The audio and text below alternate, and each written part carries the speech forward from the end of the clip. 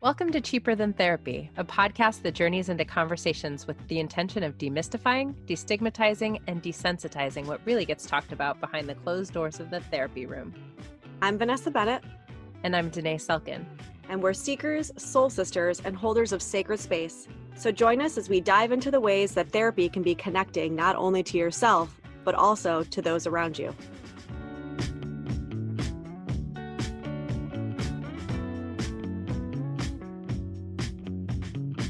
Hey everybody, welcome back to another episode of Cheaper Than Therapy. So today we are talking to Chelsea. And Chelsea wrote in with something that I feel like I hear some variation of a lot, and also something that I have heard myself say in some form or another too. Trying to really understand her patterns around attracting unavailable men. Even though it sounds like, Chelsea, you've done a lot of inner work, you've done a lot of inner growth. It sounds like you've kind of done a lot of that introspective work. And then you're feeling like even still, when you go out into the dating pool, you're still kind of dating this, all air quote, unavailable type guy. And then you kind of just put in there as a throwaway, like, maybe I'm also a recovering codependent. Who knows? Yeah. So I figure we'll let you kind of take it and just talk us through like what you're struggling with right now.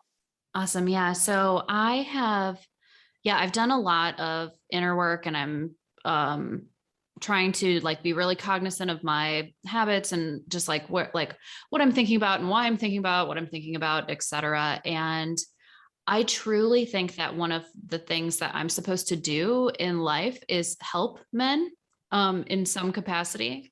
The problem is that I don't necessarily want to be in a romantic relationship with the same people then that I'm being attracted to.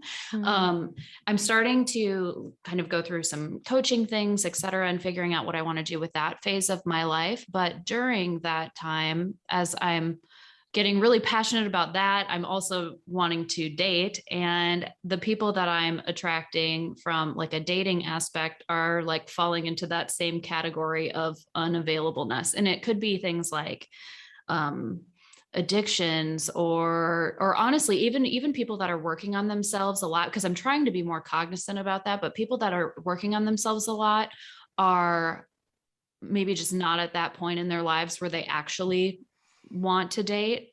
And so therefore then I'm still attracted to them. And so it's a different kind of like, it's still the same level of unhealthiness. And so I'm just like, I'm trying to figure out if it's something that I can proactively like manage or do, or just like some ideas for things for me to think about. And yeah, do you have questions that would help me dive in deeper?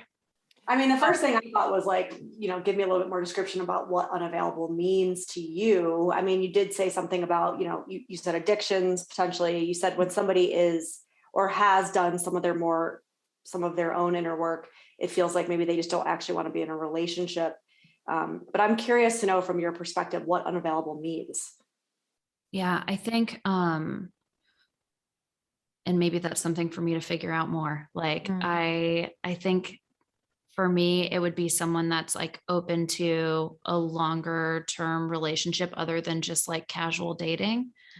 Like for more info on my background, I was married for 6 years, almost 10 years ago. And I have been in the last 10 years, I spent probably 2.5 years not in a situationship where we were together, but absolutely not together. And most of the people that I've dated casually have had some sort of an addiction, whether it's drugs or alcohol.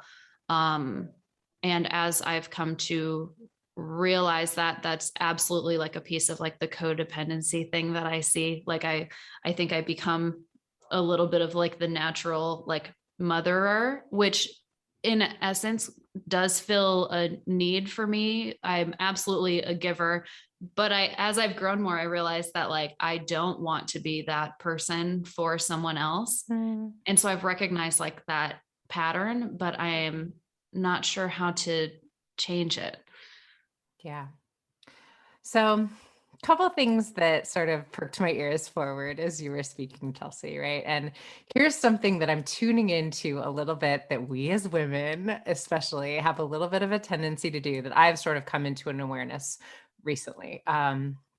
And it's something I heard Esther Perel talk about recently, which is this dynamic of, you said, I'm really sort of interested in helping men, right?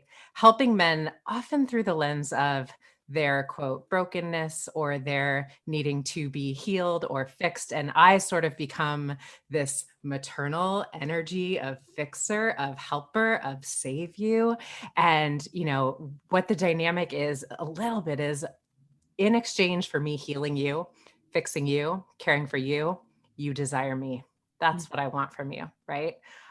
Tell me how that feels, how that lands as I say that Yeah. first. Yeah. I mean, that's definitely a gut punch, Yeah. in a good way. But like, I think, yes, I think that is where, at least for the last 10 years, I've derived a lot of my value, like when it comes to relationships. Mhm. And so, and I feel like from a different perspective, I bring a lot of value. Like I have my stuff together. Um, but I think that's the only way I've done it for so long that I'm not sure like in what other ways to be able to show up, if that Yeah. makes sense. Yeah, absolutely. And, I think the thing that sometimes we miss when we sort of step into this codependent energy of, fixing, helping, maybe over functioning is that we sort of, well, two things. First, I think we miss a little bit of how that feels for that person. I think what people fall in love with is their vision of themselves through our eyes, right? So it's energetically, like, it's not like you're saying, I think you're broken. I have come to love you and fix you, but they feel the energy of how you feel about them, right? Mhm. And when they feel you as someone who sees them as needing to be saved or fixed, that does not feel empowering and good. And I want more of that. I sort of feel a little energetically repelled by that energy. Well, they also play into it too. Like they might, Well, and that again, it's was, not conscious, right? But it's like they also live that out, whether they even realize it or not. yeah. So that's the second part of what I was Yeah. going to say, is that I believe we tend to draw in people that are like the mirrors of what we still need to look at a little bit. Right. And so I think that our work, when we feel like we are consistently attracting emotionally unavailable men, is to say, where am I emotionally unavailable? And this is why I'm sort of drawing this into my world. And it might feel like, no, I'm here. I'm showing up. Like I'm ready for it. Mhm. And yet I find if we dig a little deeper, there are always some ways that we can find ourselves being a little bit emotionally unavailable, meaning sometimes I won't say the thing because I'm trying to protect you, because I want you to, I imagine, feel good about yourself. So I'm not saying like the way that you did that just sort of like rubbed me the wrong way, right?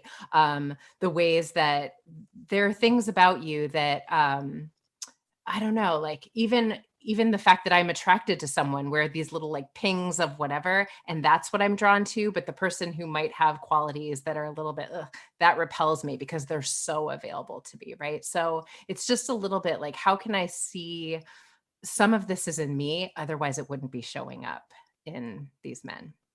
I know. Yes. Yes. Because I absolutely have met men before that I almost felt were clingy, not clingy necessarily, but honestly just available. And then Yes. it did feel like it was too much. And so I do think that I'm so almost used to that like push and pull, that when someone is available, it's scary to me. Mhm. There's safety in that push pull. You understand it, you know it well, you know how to navigate it. And so it becomes safe. Even though you start to outgrow it, as you do start to do the work, it's still what feels safe. Hmm. And when I hear you talk about also like the last person you said you dated, how they seemed like they had also done some work and yet they were still unavailable. It reminds me of, I was in a very similar situation ship. And it just reminds me of like, when I look back, I feel like it was like this gradual climbing of like, okay, this person is mirroring back to me this stuff. Okay, and now I'm going to start to work on this stuff and heal this stuff. And then I dated somebody else and I was like, whoa, I thought I was like in the next level, but now they're mirroring back to me this stuff. So now here's another layer for me to get into. And so it becomes like each person is like a gateway for you to be able to learn more about yourself when shit gets sticky and hard. And then even the person that I'm with now, who is like I would hope a lifelong partner, but who's to say, right? he's a therapist and he still has tons of his own shit to do, right? And like we're constantly acting out patterns and we're constantly like triggering each other. And I see in him so much of my old shit that's come up. And what matters is not necessarily that I've attracted some similar kind of dynamic, but what matters is that both of us are in a place now where we are unabashedly willing to show up and not let that person hide behind whatever it is, codependency, avoidant behaviors, anxious behaviors, it doesn't matter, you know? And so it's not that that stuff necessarily goes away. It's not that you find somebody who magically your codependency stuff doesn't show up, right? Or like, it's that stuff still shows up and yet it's safe enough, or maybe it feels safe enough for you guys to say, oh, look at that thing that just came up for you. What's going on there? I see some codependency stuff. Hey, stop trying to mother me right now. We need to talk about this mothering pattern because it's not attractive to me and it's not attractive to you. And then I feel shame. And then I'm like, oh shit, we got to talk through this, right? But it keeps coming up. It's just the dynamic of being able to work through it changes. Mm-hmm. And if I'm at the point where, okay, that's so helpful to me because that answers my question about like, as I continue to grow, does this just mean that the dating pool gets smaller? I mean, kind of. And kind of, but I think it also just means that like, I'm going to like, stuff's going to always come up and that's okay. Yes, totally. Yeah. I think on so many levels, and this is my belief system, I think we experience what we believe in. If we believe in abundance, I think that's what we experience. If we believe in lack, then I think we experience a lack of men that are on my level. But I think what Vanessa spoke to that I think is really important is it's more about the fact that the work will always be there. There will always be more work to be done. But can I sort of attract into my world someone who has the capacity to stay in the work with me? Because you know, all of us, like Vanessa was just speaking to, we feel resistance come up as, you know, I think the point of relationships is to have these mirrors placed in front of us. That's what they do, right? Mm-hmm. Like all of the stuff that is left to heal, our partners will inevitably activate that in us. And when they activate it in us, what do? Do we shut down and say, this isn't the right person, I'm out? Or do we say, like Vanessa just spoke to, you know what, like here it comes again. Let's stay here. Let's stay in the discomfort. Let's work on this. I'm willing to stay because this matters to me. And I think ultimately that's a little what society conditions us to get wrong, right? We're just looking for this person who's done it, who's ready, let's go. Like, no, there's like no perfect magic, and it always feels magic afterwards, right? It's that happily ever after, which is such bullshit. Yeah, that doesn't exist, you know. I don't care how much work both of us have done. I think that is why we come together to continue to expand in our growth. Yeah I went on a date the other day and afterwards I was talking to someone about it and I was like, yeah, like this is what's going on with them. And they were like, yeah, but like, why were you there? And I'm like, ooh, like it was like almost like I was talking about it from like a little bit of like, probably a lot of bit of like superiority. And then I'm like, okay, no, like I'm still working on my stuff too. Well, and that, I mean, look, that is, as somebody who, I mean, I can relate to that a lot, as the kind of over functioner, definitely more of the codependent, the fixer, the saver, like that's kind of always been my MO. And it's a really convenient place to hide, to be in the place of superiority, right? It's a good place to hide actually all of the shame and not worthiness that you feel. And really what it's about, right, is like, if I let down my guard and show you how maybe unworthy I feel I am, are you actually going to stick around? Mm-hmm. If I'm not acting from this place of caregiving, if I'm not acting from this place of saving and of being kind of up here that you can look up to, who am I even? What am I even? What do I even bring to the table? Mm-hmm. And in a lot of ways, I think that there's so much in that to be able to say, I want to take this in like 5 different directions. It's like, when I get into that space with my partner, many times he's able to say to me, it's the mothering thing, but he's also able to say to me, like, in a nice way, he doesn't actually say this, but this is how it comes out to me, which is like, where are you beneath me?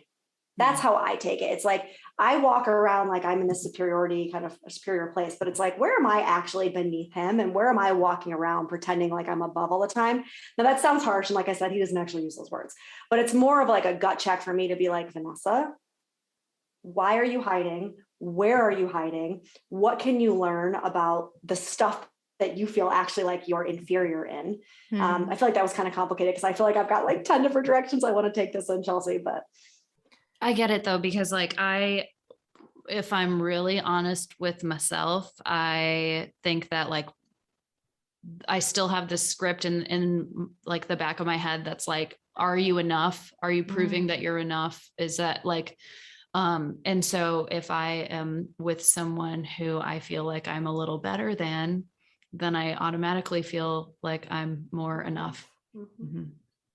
Big breath. yeah, Right? I feel that one.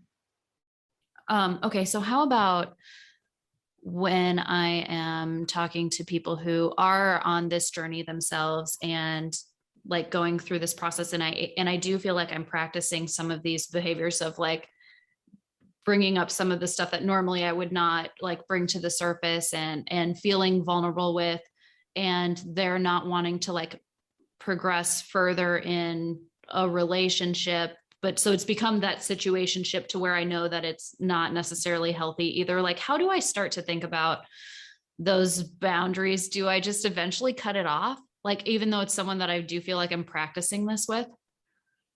I think that becomes the emotional unavailability on my part thing, right? Like, Mm. how do I say the thing? How do I stay willing to stay in the discomfort of, I want something different here. I'm feeling you pull back, or I'm feeling something that feels incongruent with things that you've said in the past, or, whatever the thing is that I experience happening between us.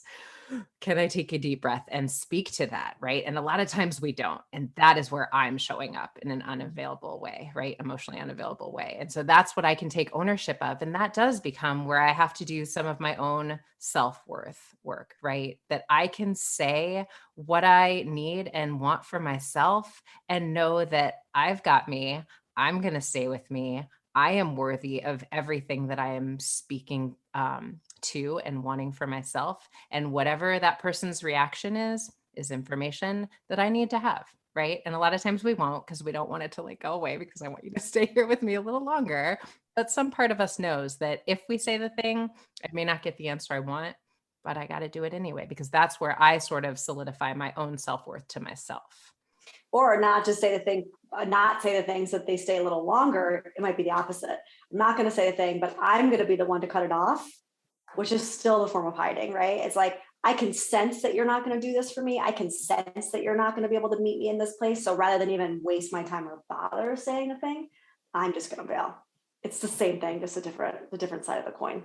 And that's a really good point, B, because sometimes we're cutting it off where that person might actually have the capacity to meet us there, or that person might feel a little like, oh shit, like I didn't even realize that this was the way you were experiencing me. Absolutely. Like, this is what was activated in me and why I might have been pulling back in the way you're experiencing. So we don't know until we speak to it. But you're right, going right to the emotional cutoff is the easier choice. It's a little bit harder to stay and have the difficult conversation. I really hate those answers and really needed to hear them. I hate them every day, even when I'm in the midst of it. I'm like, we didn't say we enjoy this stuff. We just know it's what needs to be done. I mean, literally, it's like I'm so candid about how I show up and experience myself in my relationship now, because I'm so aware of in the moment. Like, I can look at this man, this person that I'm with in a random moment and be like, God, I love this person so much. I want to be with this person. I respect this person. Like, I'll have all the feelings, right? And then we get in some kind of conversation, a tough conversation or argument, or he'll say to me, this thing you said hurt my feelings, or, this mothering thing or whatever. And instantly I can feel my defenses come up in my body, and I can watch myself in my body and in my head go, well, this person is clearly not for me. And obviously this isn't going to work out, and we're going to break up, and da, da, da, da. And I can see this start to happen instantly, right? My body retracts. I start to like dissociate. I can feel myself, my body language crossing my arms. And it's just fascinating that no matter how much work you do, right, you're still on this roller coaster of like defenses, because look, that's what they're there to do. They're there to, what they think, protect you. And so the work really just becomes about, when you're in that place of activation, can you notice and track and breathe into the defensiveness? Try not to talk from the defensiveness, right? Because it does become almost like an alter ego. and then to sit with it and say, okay, what am I learning from this moment? What am I learning from this moment? What am I learning, and then kind of grow into that. Like, it's like you're shedding your skin every time you come through it on the other side. It's like a skin shedding. Yeah.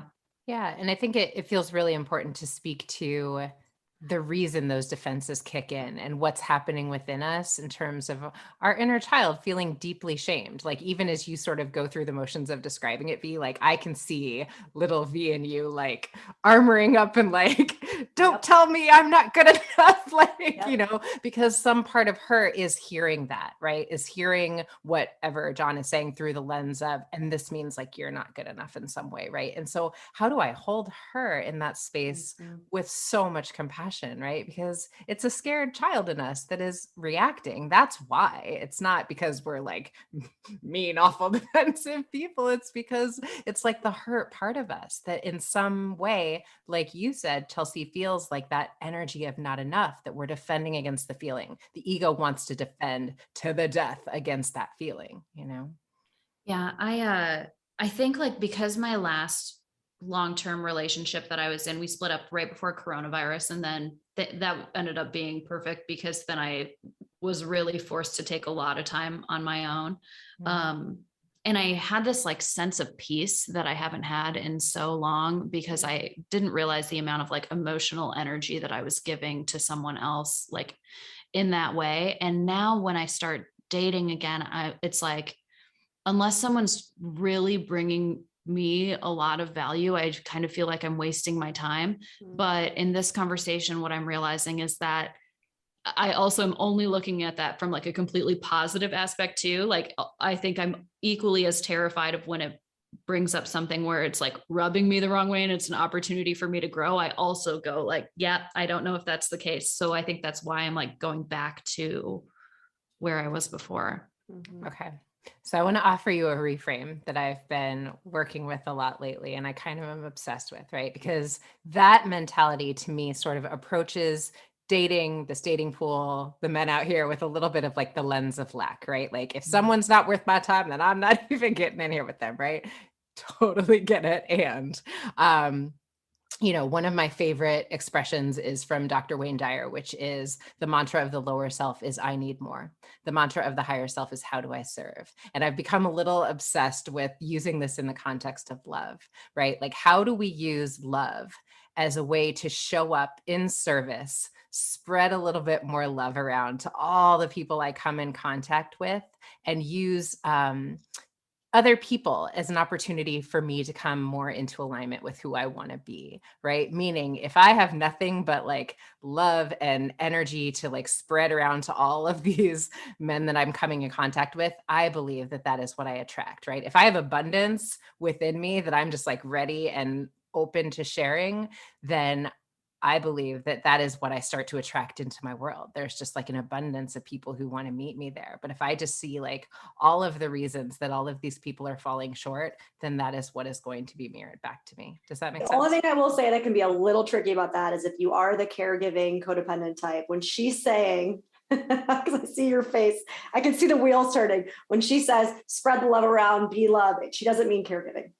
She doesn't mean taking care of them. She doesn't mean swooping in and rescuing. She doesn't mean doing for them or over functioning for them. That's not what she means by Because that. what's underneath all of those behavior patterns? Fear. Is it love or fear, right? If I'm caregiving, it's because I believe you can't do things for yourself. If I'm fixing things, it's because I think you're broken, right? I think it's like when I say love, I mean genuine love. I mean, I see the essence of who you are. When I'm looking at these men that I could pick apart what's broken in them, they're going to rise to whatever I believe I see in them. If I believe they're capable and powerful and magnanimous, that's who they are. If I Or see they're all not. And that's lovely too, because in a way they're showing you their true colors, but in a way where you can see it through love and you're not judging. You're just like, okay, I see this. I recognize this information. Right. And so now I get to do with this information what I will. Yeah, I just want to play with it as a reframe as I'm going out and like seeking, because I think a lot of times what we're doing in the dating world is I'm going to seek and find what's wrong to like weed these people out, where Yeah. that is what we attract more of if that's what we're looking for. It's like what you're looking for is what you're going to find. That's your perception of reality. Whereas if you're like, I just believe there are just like a ton of people who are able to meet me where I am, which is in the space of abundance and fulfillment. And I'm actually really good. I'm just looking for someone to add some icing to this cake, right? Like I don't need anyone to fill this space of lack. I'm in abundance, right? It's just a very different mindset with which to go out into the world and view people. So just play with it and see what happens, you know? Yeah. And I think like because like, let's say like dating apps and stuff like that, like trying to initially kind of like funnel down to someone that would be worth talking to. I think like that whole aspect has me kind of messed up as well, as to like, am I automatically like filtering out people who may be great people, but that I'm just like, oh, like this, perceived political affiliation that they put on their profile means like an absolute no for me, or, just like small things that may actually not be the case. But then it also seems overwhelming to open that pool up to that many more people too. Well, I mean, dating apps are a whole conversation within themselves, Chelsea. And even the statement, people that are worth me talking to, right? Like that becomes like a lack statement, right? If I sort of am like, you know what, I'm just going to be open to whatever the universe brings me in terms of people that I could connect with. I love to, in our Tat Lab singlehood group, say like, be curious about meeting other human beings. You don't know what man could be from a different political affiliation that you could become really good friends with, and he might have a best friend that is the soulmate you've been searching for. But I wasn't even interested in getting to know another human being, so I'm not here for it, right? I mean, yes, dating apps can be really overwhelming to the psyche. And like John often says, it's like baseball cards and like really dehumanizing, just like looking at pictures. Get that. And like, can I be open to like, I'm just curious. I'm just curious about meeting more people. I'm just curious about getting to know people on a soul level, and we'll see what happens. It's just different. Takes the pressure Yeah. off, I think. I think thank you for saying that, because what I'm hearing is it sounds like I'm doing a lot that has a lot of expectations behind it. And I need to find better ways to do this process without so many expectations of what is worth my time, or what is, Right. And I think that's a little bit what I was saying earlier about, if you realize you're putting so many expectations outwardly, you're most likely putting a lot of expectations inwardly too. Right. Yes. So that becomes an opportunity for you as you're going out and you're continuing, the dating kind of world, to say, okay, I do realize that I'm putting a lot of expectation and judgment out there, which means almost guaranteed I'm doing it to myself. Right. And so maybe that's like the next place for you to start to like dig into and get a little bit more familiar with and question.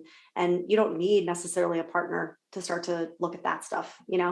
All you need is a couple messages on one of these dating apps to start to question that shit in yourself. So it'll come up. Yeah. And I just want to name too that I think some of the expectations are a way that we it's a defense mechanism. It's a little bit of a way that we attempt to control the situation. Like, I'm going to sort of keep a lot of these people at arm's distance. It makes me feel safe. And so that does fall a little bit in the line of some of the codependent tendencies that you were talking about before, Mm-hmm. Thank you. Well, will you do us a favor and just kind of ping us and keep us posted and let us know how you're doing? Yeah, absolutely. Well, I appreciate you bringing this on, Chelsea. I know that a lot of people will be able to relate. Oh boy. Oh boy. I mean, even I can, obviously. I'm sitting here like, I feel you. Same. So same. Yeah. Awesome. All right. Well, have a good rest of your day. Okay. And keep us posted. All right. Thank you.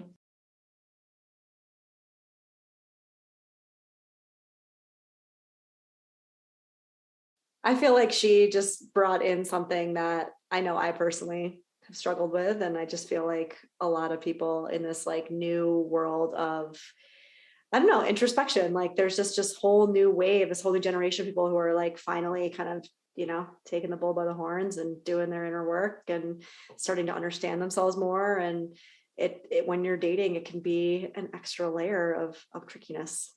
Yeah. And I love that, there's this thing of like, as we get into this work, all of the same things sort of come up. They just show up in different ways. All of our defense mechanisms, all of our coping strategies, they show up. It's just, it's like, it's really hard out here because I've done so much work and there's just nobody who's going to be able to meet me here. And a lot of ways that's still some of our ways of controlling situations and our ways of attempting to keep ourselves safe showing up, Yeah, I mean, look, even in my like, oh, I'm growing so much, and I'm, the dating pool is getting smaller and smaller, and then I found the therapist who I thought would have it figured out, and look, we're still mired in our same shit sometimes, right? And I try to communicate that to her. It's like, just don't fool yourself into thinking that you're gonna meet somebody and you guys are gonna just be like lockstep, everything's going to be perfect, there's never going to be any strife, all the defenses are going to go away, we're just going to be vulnerable all the time. Like, it's just not real, it's just not human. We don't show up that way in relationships. You know what? I just had a thought as you were saying. I think the thing that we all misunderstand, and I'm starting to come into a deeper understanding of about the quote work, is that I don't actually think the work is about, healing something to the point where it's like somehow fixed. I think the work is about us having the capacity to stay in the conversations, to continue to do the work, right? Because now we have the tools to do the work, to stay in the conversation that we might not have had otherwise, where we might just have sort of bailed or, exploded into some maladaptive way of operating in relationships. Now we have different tools because of the work, right? But we're never fixed. We're never done. No. The work is never complete. No, the work is literally a lifetime, and then another lifetime, and then another lifetime after that. It's never over. And this is what I said forever ago. I had this one person in my life, and I remember being really upset and angry when the relationship was imploding, and just saying, like, I don't care how many like workshops you've done. Like, I don't care that you've studied Reiki. I don't care that you've gone to therapy. I don't care that you've done X, Y, and Z. Where are you showing up in the relationship? That's the work. That's the work. You can collect as many workshops and whatever diplomas on your fucking wall as possible. But if you're not showing up in relationship when shit gets sticky and hard and messy and your defenses come up and you get triggered and activated and you're not working through it with that person, then you're not doing the work. That is the work, right? And I think that's what we misunderstand. So let's just name that now forevermore. Saying I've done the work may be a defense mechanism you're using to not do the work. Right. To not stay in the work, right? Like, if you've done the work, you might be defending against something. Just saying. Yep. She's bringing it here, man. And that was great. It was a good conversation, because I feel like you all can't see her like we can, obviously, but I definitely saw a couple aha moments. Flash across her face. And to be clear, she didn't say I'm doing the work. I'm just talking about it. Like, she sort of said I've done a lot of work, and but yeah, I just think but I think overall we got to the realization with her that, the actual work shows up when you're in the discomfort and not writing people off, right? Yes. Like, maybe looking at each person as like an ability to grow and learn more. Just getting to some of these themes I think we talk about within dating. Yes. Yeah. Oh, Chelsea. Thanks for joining us for this episode of Cheaper Than Therapy. If you enjoyed today's episode, be sure to subscribe on Apple Podcasts, Spotify, or wherever you listen to your podcasts. And if you want to connect with us, you can find us on Instagram at Vanessa S. Bennett and at Danae Logan Selkin.